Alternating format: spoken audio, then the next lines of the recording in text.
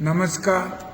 बार्शी तालुक्यातील अतिवृष्टीमुळे बाधित झालेल्या सर्व शेतकरी शेतमजूर बंधू भगिनींना माझी नम्रतेची विनंती आणि आवाहन आहे की त्यांनी या नैसर्गिक संकटाच्या काळात आपलं मनोधैर्य खचू न देता वेगळा कुठला तरी वेडावाकडा विचार करून आत्महत्येसारखा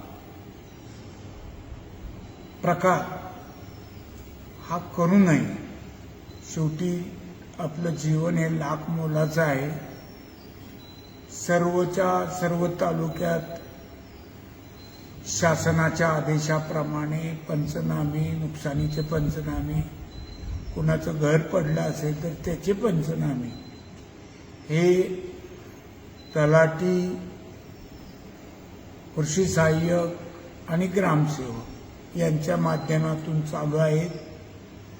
त्याही बाबतीत कुठं काही आपल्याला अडचण आली तर आपण डायरेक्ट माझ्याशी थेट संपर्क साधावा. माझा नंबर त्यासाठी मी सगळ्यांसाठी जाहीर करत आहे.